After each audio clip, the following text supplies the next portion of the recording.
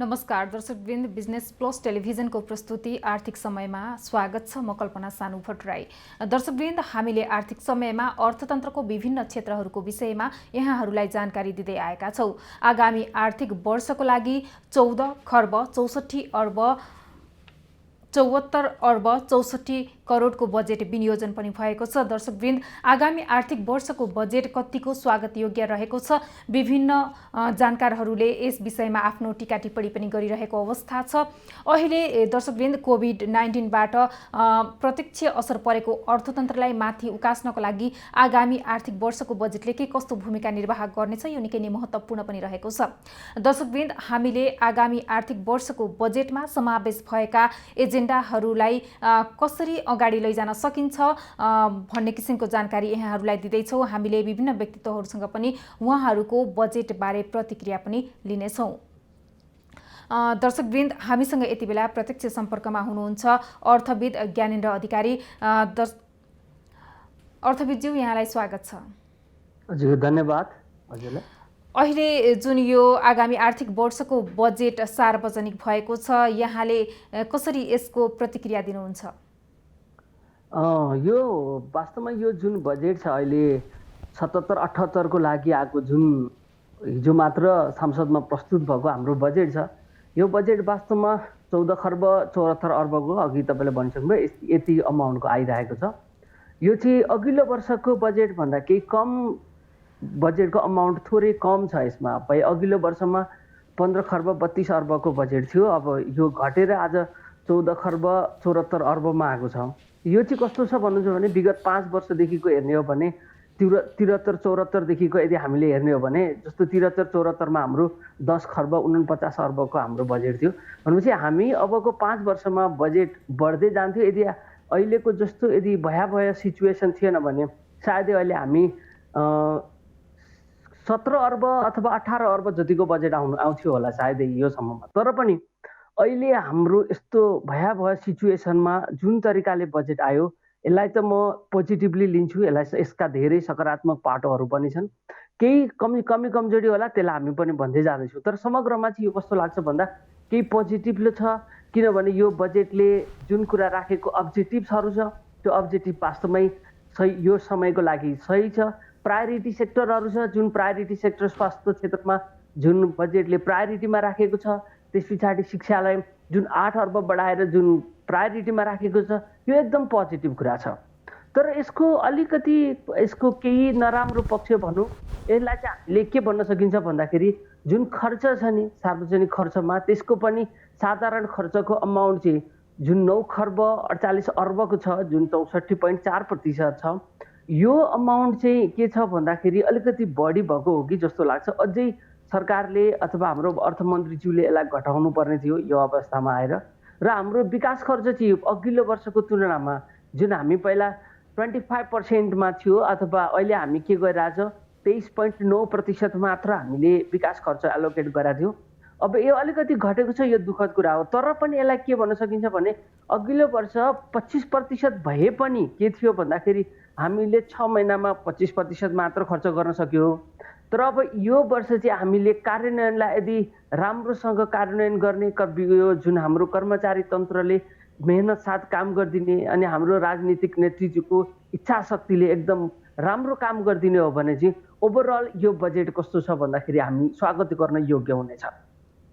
हजुर अर्थविदज्यू, जस्तो कुन कुन विषयलाई समेट्न सकेको छैन, यहाँले के देख्नु भएको छ? वास्तवमा जुन जुन अथवा त्यो विषयलाई चाहिँ हामीले ओगट्न नसकेको विषयहरू चाहिँ, जस्तो हामी पहिला चाहिँ के थियो भन्दाखेरि जुन नीति तथा कार्यक्रम आयो नि, त्यो चाहिँ सबै कुरा ओगटेर ल्याए जस्तो थियो। त्यो चाहिँ एकदमै कस्तो भन्दाखेरि छरिएको जस्तो बजेट आउँछ जस्तो हामी सम्भावना थियो। त्यो कुरालाई चाहिँ समेटेर केही कुराहरू छोडेर प्रायोरिटी सेक्टरलाई मात्र बढाएको छ यसले।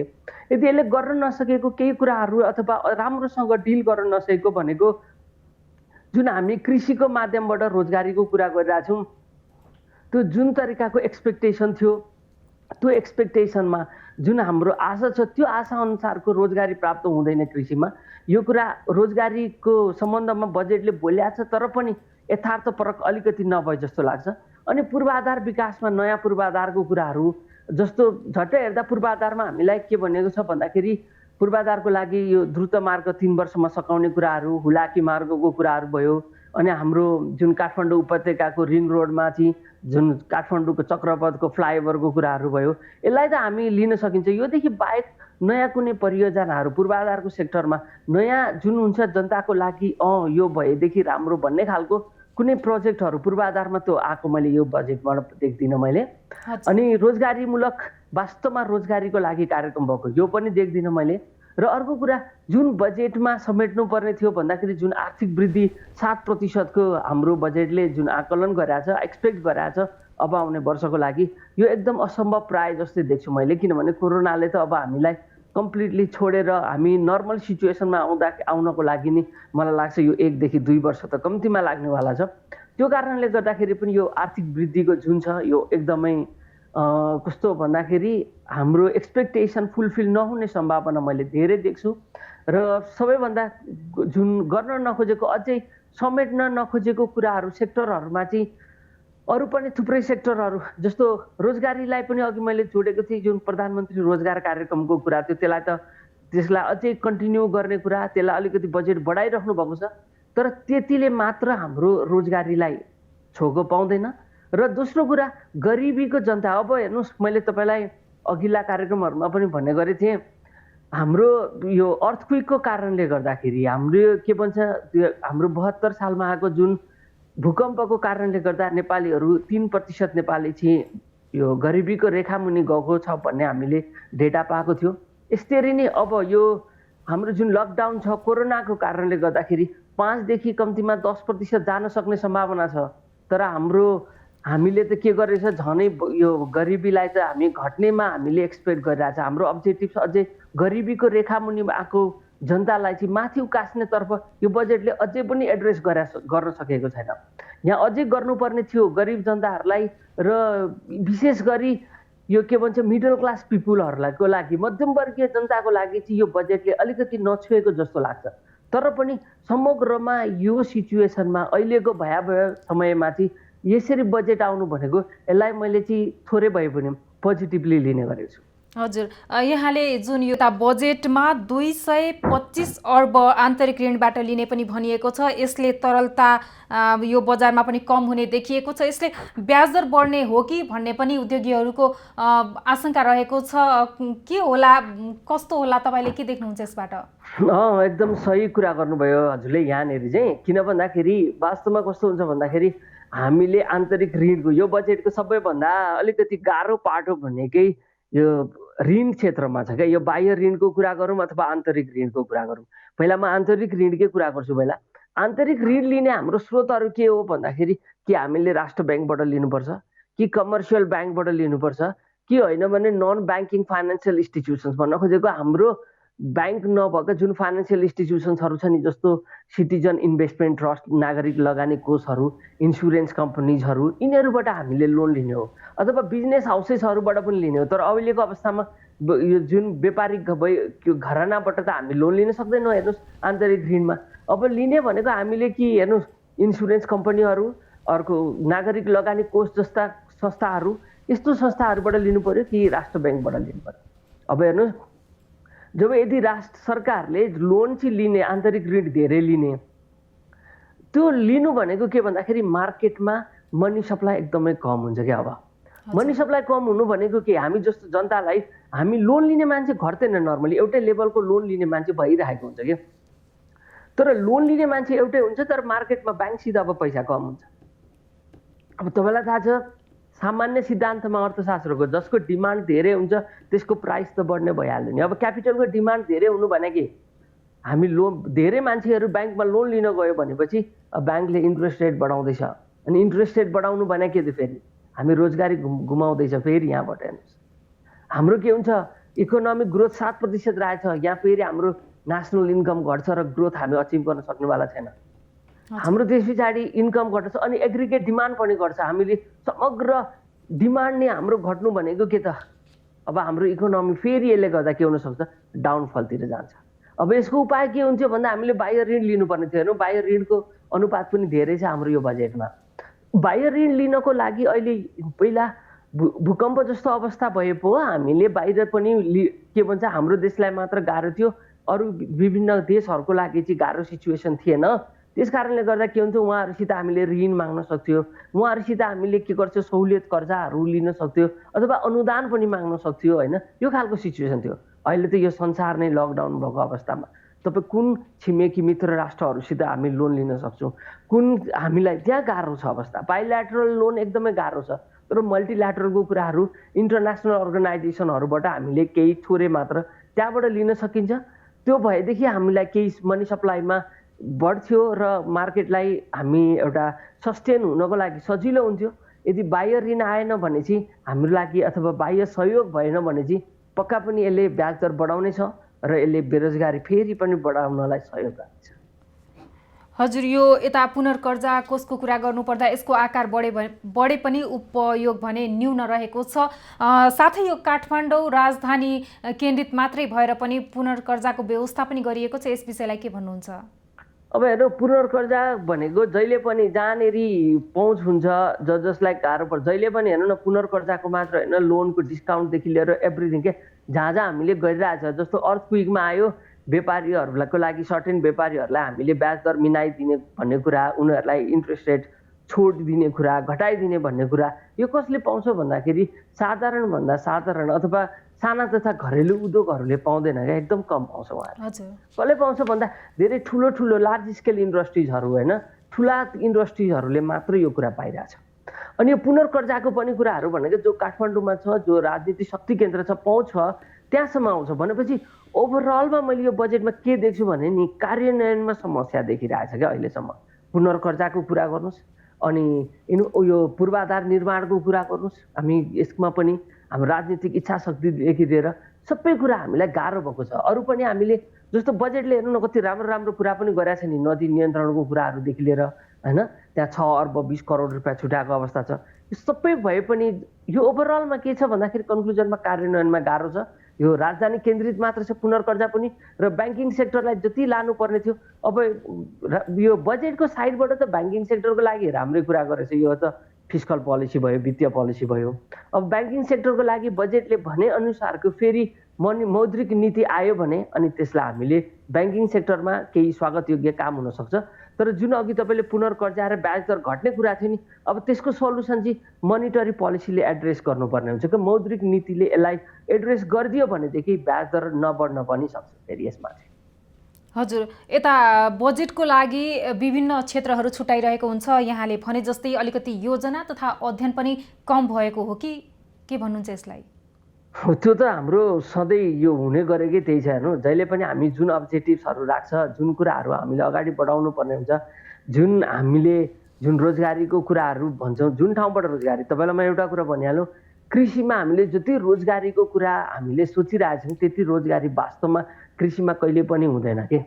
र अनि हाम्रो खालको जुन खालको एग्रिकल्चर प्याटर्न छ नि, तपाईँलाई थाहा छ, हाम्रोमा त यो लुकेको बेरोजगार छ कि वास्तवमा हाम्रो कृषि क्षेत्रमा।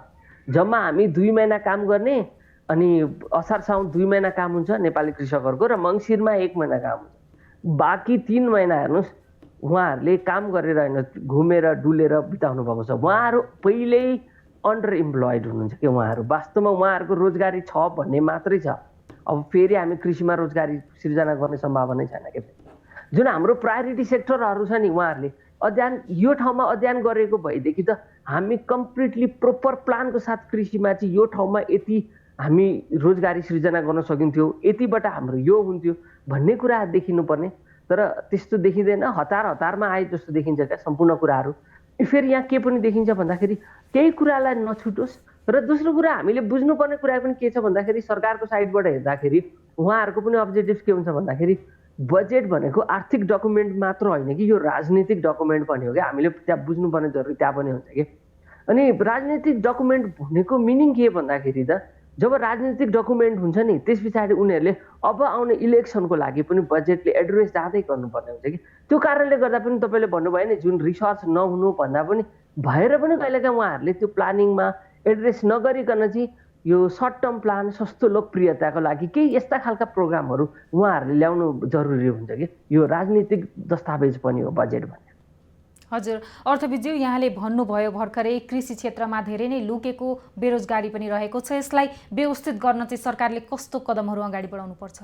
अब वास्तवमा हेर्नु, कृषि क्षेत्रको लागि व्यवस्थित गर्नको लागि त एउटा ठुलो लङ टर्म प्लानिङै चाहिन्छ कि हामीले। यो एउटा बजेटले सर्ट टर्म, एउटा बजेट, एउटा अहिलेको मन्त्रीमण्डलले यो बजेट ल्याउने, अर्को मन्त्रीमण्डलले यो बजेट ल्याउने भन्ने भन्दा पनि हामी 20 इयर्स प्लानै हामीले डेभलप गर्नुपर्ने हुन्छ। अनि दोस्रो कुरा, ल्यान्ड प्लानिङ एकदम जरुरी छ। हामी त रिफर्मै गर्नुपर्छ कि हाम्रो इकोनोमिक सिस्टम। यो एउटा बजेटले हुनेवाला छैन यो कुरा। ल्यान्ड प्लानिङ हेर्नुहोस्, एप्रोप्रिएट हुनु भने के, जस्तो हाम्रोमा हेर्नु कहाँ जहिले पनि के मान्छे हामी कस्तो छ, हाम्रो बसोबास सिस्टम पनि कस्तो छ भन्नुहुन्छ भने कहीँ गएर पहिला मान्छेले घर बनाइन्छ अनि मात्र सरकार पुग्छ क्या पहिला। त्यसो भने सरकारले पहिला सिटी डेभलप गर्नु पर्यो, त्यहाँनिर बस्ने ठाउँ यो, नबस्ने ठाउँ यो खालको ल्यान्ड प्लानिङ हुनु पर्यो क्या। कुन ठाउँमा हामीले हाम्रो वासस्थान हुने हो, कुन ठाउँमा हामी बस्ने हो, कुन ठाउँमा खेती गर्ने हो, खेतीमा पनि कुन ठाउँमा धान खेती गर्ने, कुन ठाउँमा अलैँची गर्ने, यो कम्प्लिटली एग्रिकल्चरल अडिट हुनु पर्यो क्या हामीलाई। पहिला हामीले यो कुरा बुझ्नु जरुरी छ।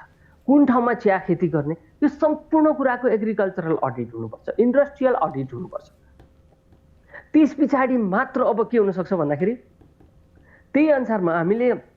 अनि दोस्रो कुरा फेरि अब हाम्रो ट्रेडिसनल एग्रिकल्चर गरेर भएन कि, त्यो चाहिँ कुनै एउटा मल्टिनेसनल कम्पनीमा फरेन डाइरेक्ट इन्भेस्टमेन्ट भित्र आएर 100 बिघा खेतहरू चाहिँ एउटा कम्पनीलाई दिनुपर्ने हुन्छ र त्यो कम्पनीको बेसमा, अथवा त्यो कम्पनी भनेको बाहिरको हुनुपर्छ भन्ने जरुरी छैन, भयो भने सकेसम्म नेपाली कम्पनीहरूलाई दिउँ र त्यहाँबाट प्रत्येक कम्पनीबाटलाई चाहिँ के भन्छ, जसको जग्गा छ उहाँहरूलाई 20 वर्षको लागि 25 वर्षको लागि जग्गा लिजमा लिउँ।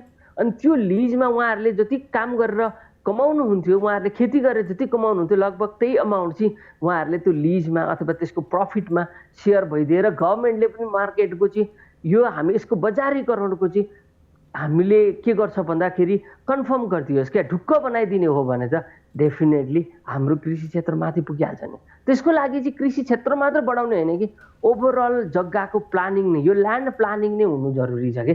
कहाँ के गर्ने इन्फ्रास्ट्रक्चर डेभलपमेन्टदेखि लिएर एभ्रिथिङ कम्तीमा एउटै प्लान 20 देखि 25 वर्षको हुनु जरुरी छ।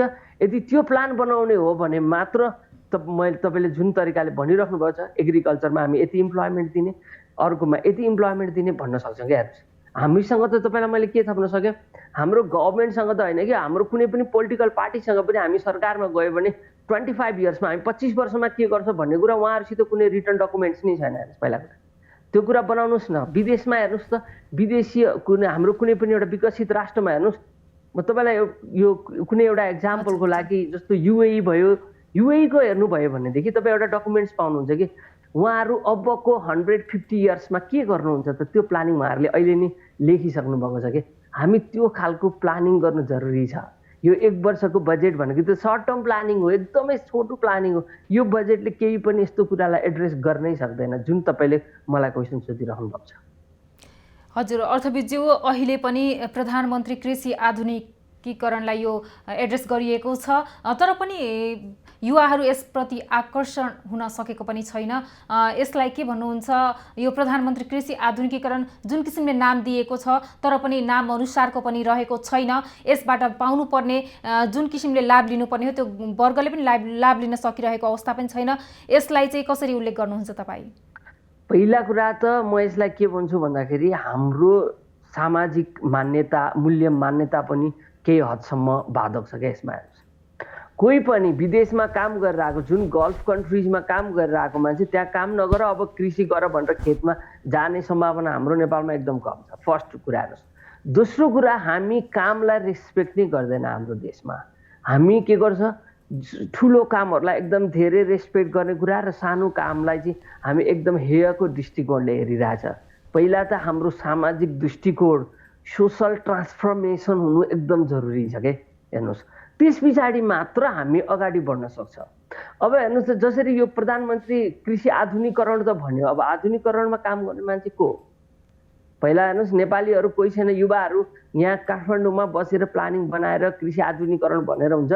गाउँमा तपाईँ जानुहोस्, एउटा खेती गर्ने मान्छे, एकजना हलो जोत्ने, कुटो खोज्ने मान्छे छैन। अब आधुनिकीकरण गर्ने मान्छे कहाँबाट ल्याउने? अहिले जुन किसिमले अबका दिनमा भोलिको दिनमा बेरोजगारीको दर पनि बढ्ने आकलन गरिएको छ, यो सम्भावना पनि रहेको छ।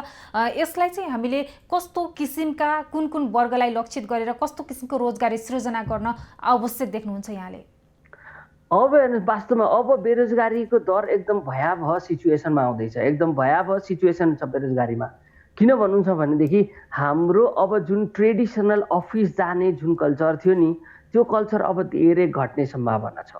पर्यटनमा गर्दैछ, अरू जति पनि सर्भिस सेक्टरका थिए नि हाम्रा उयोहरू, ट्राभल एजेन्सी भयो, ब्याङ्किङ सेक्टरदेखि बाहेक अरू सर्भिस सेक्टरका हेर्नुहोस्, निजी स्कुलहरूको भयो हैन, निजी कलेजहरूको भयो। अब कहिलेसम्म स्कुल कलेज लाग्ने छैन यहाँबाट। अनि होटलदेखि लिएर टुरिज्म रिलेटेड हैन, राफ्टिङहरू भयो, टुरिज्मका डिफ्रेन्ट प्रडक्टहरू रिलेटेड प्रडक्टहरू भयो, अनि यातायात सम्बन्धी यस्ता खालका उद्योग धन्दाहरूमा यहाँनिर रोजगार एकदम धेरै घट्दैछ र मानिसहरू यहीँबाट बेरोजगार हुँदै हुन्छ।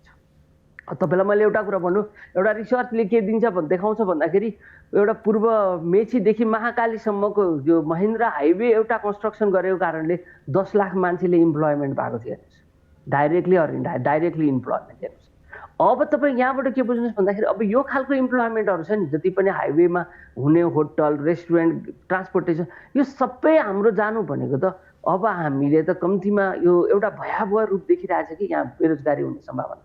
अब यसलाई हामीले कसरी बढाउनु पर्थ्यो भन्दाखेरि शिक्षा क्षेत्रमा अझै पनि सरकारले प्राविधिक शिक्षा र स्पेसली आइटीको शिक्षालाई अझै जोड दिनुपर्ने जरुरी थियो क्या।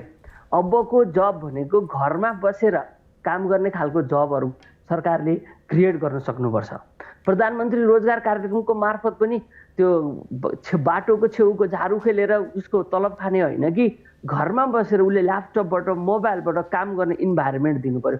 सरकारी कामहरू पनि तपाईँहरू धेरै डेटा इन्ट्री गर्नेदेखि लिएर सम्पूर्ण कामहरू चाहिँ हामी सर्टेन पिपुलहरूको लागि, जस्तो अब वडा कार्यालयमा हेर्नु न, हामीलाई प्रत्येकको विथ फिगर हामीले के भन्छ बायोमेट्रिक सहितको हामीले वास्तवमा एउटा रेकर्ड राख्नु जरुरी छ। हुन त बजेटले पनि भन्यो एउटा छुट्टै हामी नेपाली नागरिकहरूको एउटा नागरिकता टाइपको एउटा आइडेन्टिटी कार्डको कुरा पनि गरेछ बजेटले। तर यो धेरै अगाडिदेखि सुन्दै आएको, आजसम्म हेर्नु भएको छैन। तपाईँलाई थाहा छ त्यो कुरा?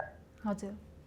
भनेपछि यो क्षेत्रमा चाहिँ हाम्रो जुन बेरोजगार, जुन प्रधानमन्त्री रोजगार कार्यक्रम मार्फत चाहिँ प्रत्येक वडामा 10 जनालाई अथवा 20 जनालाई चाहिँ प्रत्येक वडाको डेटाहरू मात्र कलेक्सन गरेर अपडेट गराउने हो भने पनि त हामी एक किसिमको डेटा बेसमा त अपडेट हुन्थ्यो नि। यो घरमा बसेर यो खालको कामहरू यदि टार्गेट दिनुहोस्, यतिजना गर भन्यो भनेदेखि त डेफिनेटली यहाँबाट इम्प्लोइमेन्ट जेनेरेट हुन्छ। मैले भन्न खोजेको आइटी रिलेटेड र घरमा बसेर, जस्तो म्युजिक सिकाउने कोही हुनुहुन्छ भने अब म्युजिकल एप्स डेभलप गर्नुहोस्, तपाईँ अनलाइन म्युजिकहरूको क्लास लिनुहोस्। यो खालको जबहरू चाहिएको छ क्या। अब हामी एउटा 1-2 वर्षसम्म जुन ट्रेडिसनल अफिस जाने जब थियो नि, त्यो अब गाह्रो छ। यो कुरालाई वास्तवमा हाम्रो यो बजेटले एड्रेस गरेन, त्यसले गर्दा पनि बेरोजगारी दर अझै बढ्ने सम्भावना मैले देखिरहेको छु। हजुर, यता बजेटले अटो क्षेत्रलाई जुन किसिमले सम्बोधन पनि गरेको छैन भन्ने गुनासो पनि आइरहेको छ। कतिको आवश्यकता रहेको थियो त? अब हेर्नु, वास्तवमा के हुन्छ भन्दाखेरि मान्छेहरू, कन्ज्युमरहरू अथवा हामी जुन छ नि उपभोक्ताहरू भनेको त जहिले पनि आफ्नो सन्तुष्टिको लागि त हो नि। भनेको आफूले काम गर्ने भनेको आफ्नो आत्मसन्तुष्टिको लागि हो, स्यालेरी कमाउने। जब मान्छेको इन्कम बढ्दै जान्छ, यो अनि अटोमोबाइल सेक्टर भनेको कस्तो पनि हो भन्नुहुन्छ भनेदेखि अटोमोबाइल सेक्टर भनेको यिनीहरूको डिमान्ड छ नि। उनीहरू नयाँ गाडी बिक्री हुने भनेको त नयाँ खालको नयाँ कन्ज्युमरहरू नि त्यो इन्डस्ट्रीमा, त्यहाँ त्यो मार्केटमा चाहिँ नयाँ कन्ज्युमर छिर्नुपर्छ कि। पुरानो मान्छेले चाहिँ के हुन्छ भन्दाखेरि छिरेर खासै नयाँ कुरामा चेन्जेस आउँदैन त्यो अटोमोबाइल इन्डस्ट्रिजमा। र हाम्रो सरकारले हेरेको दृष्टिकोण अटोमोबाइल इन्डस्ट्रिजमा हाम्रो सरकारी दृष्टिकोण अलिकति गलत जस्तो पनि लाग्छ। एकदम गधाको रूपमा हेरिन्छ क्या। हेर्नुहोस्, यति धेरै ट्याक्स लगाइन्छ कि यसलाई चाहिँ कहिले गर्ने अथवा माथि उकास्न नसक्ने गरी। यो चाहिँ कस्तो भन्दाखेरि एउटा हेबिचुएटेड गुड्स हो क्या, भनेको खराब बानी हो। जस्तो सुर्ती चुरोड भने जस्तै गाडी पनि त्यही हो भनेर त्यो तरिकाले हेरिन्छ। फेरि अटोमोबाइलमा हाम्रो पनि फेरि के छ भन्दाखेरि अहिले पनि ट्याक्स सिस्टम वास्तवमा फेरि ट्रान्सपारेन्ट पनि छैन। एउटा ट्रान्सपारेन्ट कुन सेन्समा मैले भन्न खोजेको भन्दाखेरि एउटा वैज्ञानिक अथवा साइन्टिफिक छैन कि, यसलाई वैज्ञानिक ढङ्गको छैन। हेर्नुहोस्, हामी अहिले पनि सिसीको बेसमा ट्याक्स लगाउँछ कि।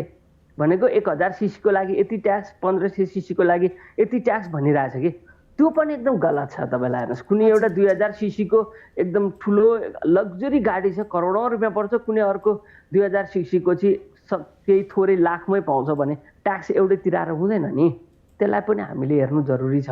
र मलाई लाग्छ के लाग्छ भन्दाखेरि हामी सरकारी कमजोरी छ नि, हामी इन्फ्रास्ट्रक्चर बनाउन नसक्ने होइन, अनि त्यसलाई कन्ट्रोल गर्नलाई चाहिँ हामी ट्याक्स थुपारेर चाहिँ अटोमोबाइल हामी इन्डस्ट्रिजहरूलाई चाहिँ जुन हामी घटाउने काम गरिरहेको छ त्यो ट्याक्सको थ्रुबाट होस् अथवा ब्याङ्किङ च्यानलबाट ब्याङ्कमा जुन खालको बजेट अथवा लोन 50% 30% दिने भन्ने तरिकाबाट होस्, यसलाई चाहिँ जहिले पनि सरकारले रोक्ने काम गरेको मात्र देख्छु यो अटोमोबाइल इन्डस्ट्रिजको लागि चाहिँ। यो वास्तवमा एड्रेस गरेर अलिक खुकुलो बनाइदिएको भए चाहिँ धेरै राम्रो हुन्थ्यो जस्तो लाग्छ मलाई। हवस् त अर्थविदज्यू, यहाँको समय र संवादको लागि धन्यवाद। हस्, धन्यवाद। मलाई बोल्ने समय दिनुभयो, तपाईँलाई पनि एकदम धन्यवाद। Thank you. दर्शकवृन्द, हामी आर्थिक समयमा रहेका छौँ। हामीसँग हुनुहुन्थ्यो अर्थविद ज्ञानेन्द्र अधिकारी।